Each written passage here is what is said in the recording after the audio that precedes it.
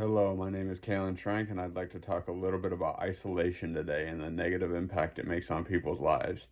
For the better portion of my life, I always singled myself out as an outcast, and it's not necessarily because I am not outgoing or intelligent. It's more so the fact that the people I came up around had different interests than me, and so the isolation leads to a bad group of friends. The bad group of friends leads to stupid decisions, drinking and using marijuana or whatever else. Um, it's just not. It wasn't worth it. Now that I look back, it probably still would have never been worth it because I've just been a different character my whole life. I I'm not claiming to be like the most unique person in the world, but my breeding is different, I'll say.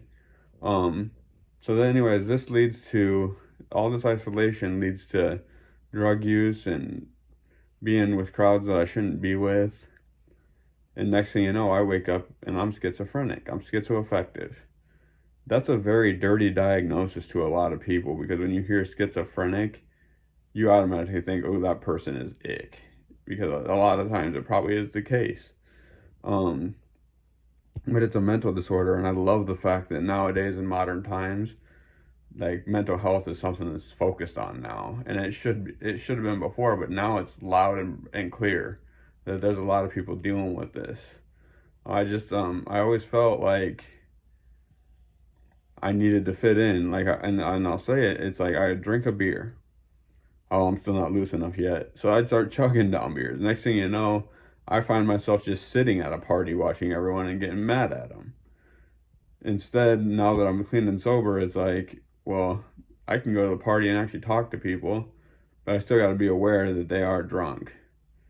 Because a lot of times, like the sober person's the one that gets caught up in the mix because, oh, he bumped into me, man, or something, just anything dumb. So, still got to stay on guard. But I will say this: it's a lot easier for me to be at the party and communicate with people than it used to be when I was using. Because when I was using, there was nothing you could do to tell me any different.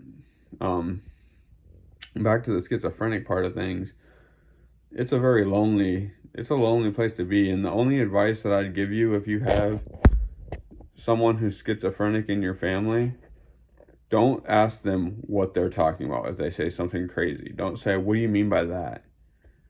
Just sit there and let them feel like you understand at least. Because sometimes it just takes that little bit of understanding.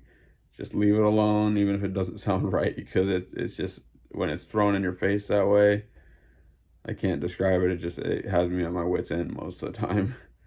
So I'm just trying to fight this battle and try and win it. Because, I mean, I just graduated with a degree in business, a bachelor's in business, and I'll just go where God takes me because He still blesses me when I need something. And I've even from the very beginning of my diagnosis, I had told myself God would never give me anything I can't handle. And that is where I was correct. I mean, seriously, all of it. I say Jesus is my savior. He's the only person that can save me. So nobody's saving me. And then I also say God would never give me anything I can't handle. And I feel strong about both of them. That's all I got.